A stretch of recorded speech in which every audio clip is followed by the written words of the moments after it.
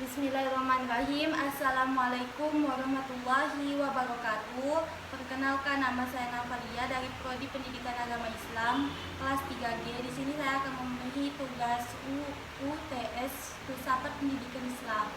Nah, di sini soalnya apa urgensi mata kuliah Filsafat Pendidikan Islam? Nah, Filsafat Pendidikan Islam mempunyai kepentingan yang sangat besar bagi setiap pendidikan yang berusaha untuk mengarah perbaikan, kemajuan, serta membangun suatu dasar dalam pendidikan.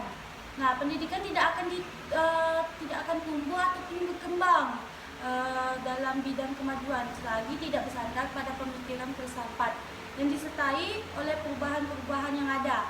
Jadi filsafat pendidikan yang baik haruslah memberi pedoman kepada perancang-perancang dan orang-orang yang bekerja dalam bidang pendidikan dan pengajaran. Ilmu pendidikan pun akan dilengkapi dengan teori pendidikan yang bersifat filosofis, islami,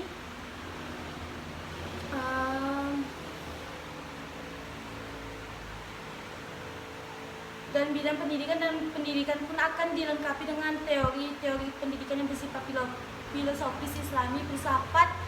Pendidikan Islam banyak berperan dalam memberikan alternatif pemecahan macam problem. Yang pertama yaitu seperti tema filsafat pendidikan Islam akan menunjukkan suatu masalah yang dihadapi pendidikan Islam sebagai hasil dari pemikiran yang mendalam dan berusaha untuk memahami masalah. Nah, yang B, pendidikan Islam juga memberikan suatu pandangan tertentu tentang manusia menurut Islam. Pandangan tentang hakikat manusia tersebut berkaitan dengan tujuan pendidikan menurut Islam. Nah, ada juga yang C, pendidikan Islam juga analisisnya terhadap hakikat manusia berkesimpulan bahwa manusia mempunyai potensi pembawaan yang harus ditumbuhkan dan dikembangkan. Filsafat pendidikan juga terhadap masalah pendidikan Islam masa kini yang dihadapinya akan dapat memberikan informasi apakah proses pendidikan Islam berjalan selama ini mampu mencapai tujuan pendidikan Islam yang ideal atau tidak. Dengan demikianlah semua peranan itu filsafat pendidikan Islam mempunyai dua arah. Yang pertama arah pengembangan suatu konsep. Nah, yang secara otomatis akan menghasilkan teori baru dalam ilmu pendidikan Islam, dan kedua ke arah perbaikan dan perbaruan suatu praktek dan pelaksanaan dalam pendidikan Islam. Lalu soal yang nomor 2, bagaimana Anda memahami hubungan konsep metafisika Islam dengan pendidikan Islam?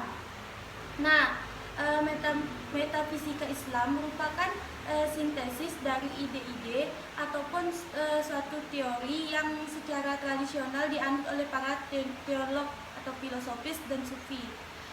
Atas juga menyatakan bahwa suatu metafisika Islam yang menurutnya adalah tasawuf otomatis merupakan suatu sistem terpadu secara positif menerangkan hakikat realitas yang sebenarnya melalui penggabungan akal dan pengalaman dengan tingkat-tingkatan yang lebih tinggi yang terdapat dalam dimensi suprarasional dan transkritikal kesadaran manusia.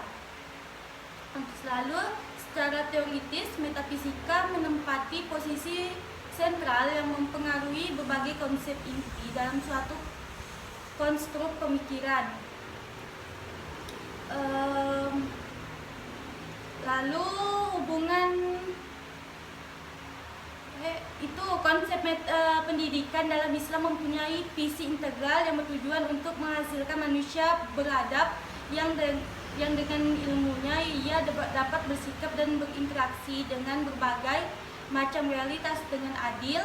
Dalam konsep pendidikan Islam, Al-Quran sendiri sebenarnya telah memberikan suatu pedoman akan tujuan manusia hidup yang untuk beribadah kepada Allah sebagai seorang hamba dan sebagai khalifahnya. Lanjut soal nomor 3, jelaskan definisi ilmu menurut Profesor Alatos. Alatos mendefinisikan ilmu sebagai sebuah makna yang datang ke dalam jiwa kebersamaan, dan dengan datangnya jiwa kepada makna dan menghasilkan hasrat serta kehendak diri. Alatos juga mengartikan makna pendidikan sebagai suatu proses penanaman sesuatu ke dalam diri manusia, dan kemudian ditegaskan bahwa suatu yang ditanamkan itu adalah ilmu, dan tujuan dalam mencari ilmu ini terkandung dalam konsep ta'dib. Sedangkan tujuan pendidikan Islam adalah menanamkan suatu kebijakan dalam diri manusia sebagai individu atau sebagai bagian dari masyarakat. Adapun definisi menurut Syekh Muhammad Naqib Alatos juga menyadari sepenuhnya bahwa mendefinisikan ilmu secara batasan adalah sesuatu yang mustahil. Karena itu dia mengajukan definisi ilmu secara deskriptif. Nah, konsep penting yang terdapat dalam definisi epistemologi dan filsafat pendidikan Alatos adalah kedatangan, yaitu proses yang di satu pihak memerlukan mental yang aktif dan persiapan spiritual, di pihak lain keridhaan dan kasih sayang Allah SWT sebagai zat yang diberikan ilmu. Definisi ilmu yang ditawarkan Alatos juga mengisyariatkan bahwa pencapaian ilmu dan pemikiran juga disebut satu proses ataupun perjalanan. Nah, lanjut untuk soal nomor 4.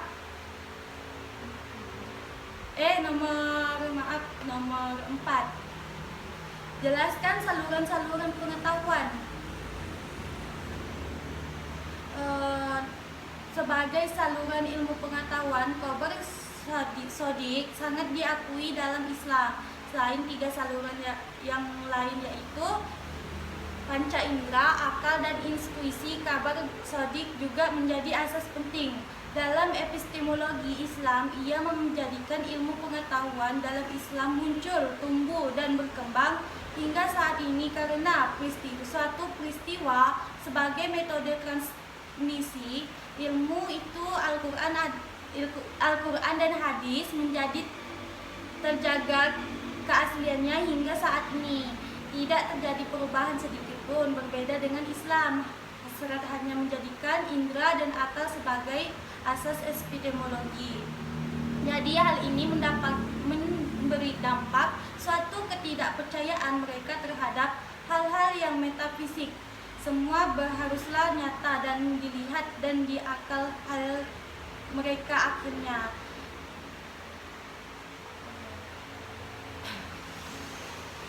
Bahwa Khobar Shodiq juga merupakan sumber ilmu pengetahuan yang dapat dipertanggungjawabkan. Nah, mungkin itu saja jawaban dari saya untuk tugas UTS Filsafat Pendidikan Islam. Selebihnya saya minta maaf. Billahi taufiq wal hidayah. Assalamualaikum warahmatullahi wabarakatuh.